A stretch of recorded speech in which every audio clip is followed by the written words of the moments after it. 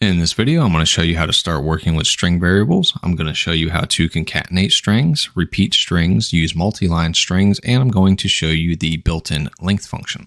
Inside my interactive development environment, I'm going to create two variables. First one I will call greeting and give it the value of hello in double quotes. And the next one I will call question and give it the value of how are you in single quotes. And the only reason I did one in double quotes and one in single quotes was to show you that Python does not care which one that you use, as long as whichever one you start with is also the one you end with. And on line 3, I'm going to concatenate these two strings together and pass that value into a variable named message. And I'm going to do this by typing the first string, greeting, and then I'm going to use the addition operator, the plus sign, and then typing in the next string, which is question. And then finally on line 4, I am going to print message to the console.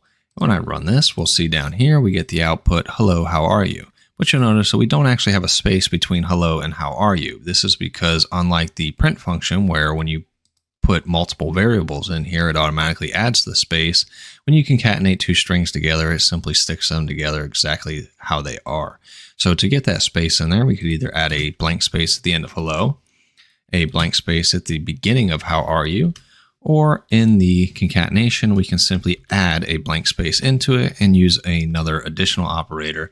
And now we have three strings concatenated together. So when I run this, we'll see that we have hello, how are you? And it's all looks correct with the space in there. The next thing I'm going to show you is string repetition. So I'm going to create a new variable called laugh and set the value to ha. And down here in the print function, I'm going to change this to print out the value of laugh. But before I do that, I am going to repeat laugh 3 times. I'm going to do this by typing in the variable name, and I'm going to use the multiplication assignment operator, which is the asterisk equals, and I'm going to tell it to repeat this 3 times. So when I run it now, we'll see that it says ha ha ha. And this isn't really something that I would say is commonly used with strings, but it is commonly used with stuff like lists, where you want to initialize a set number of elements to a specific value, like a whole bunch of nones or a whole bunch of zeros for integers, something like that. So the next thing I want to show you is multi-line strings. So I'm going to create a new variable called multi-line. And down here in the print function, I'm going to tell it to print out multi-line. And to do a multi-line string, you need to do what's known as triple quotes. So we have either 3 single quotes or 3 double quotes on either side of the multi-line string. And we're going to type in, this is a, I'm not sure why I capitalize that, multi-line string. And now when I run this, we'll see that it's going to output it into the terminal exactly as it's written here.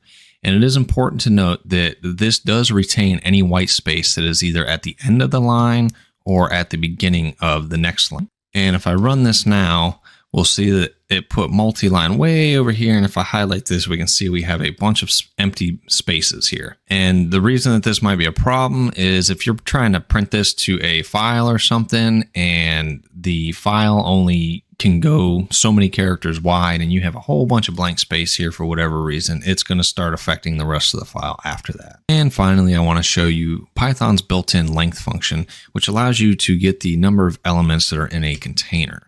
So I'm going to create a new variable called password, and I'm going to set it to be a very bad password of just password. I'm going to create another variable called password length. And the value that I'm going to pass in here is the number of characters that are in this string here. And I'm going to do that by using Python's built-in length function, which is just len. And then in parentheses, I'm going to pass it the password variable. And if I hover over length here, we can see that it returns the number of items in a container. So a string contains characters. So these characters would be the number of items in the string container. If it was a list or a tuple or something like that, it would return the number of elements in that list. And down here, I'm going to tell it to print out password length. And when I run this now, we'll see that I get the output of 8, which is how many characters are in our password. And if I wanted to make this password a little more secure, add some numbers and some special characters and run it again, now we get the output 12. That's all I had for you in this video. In the next video, we will look at string indexing and slicing.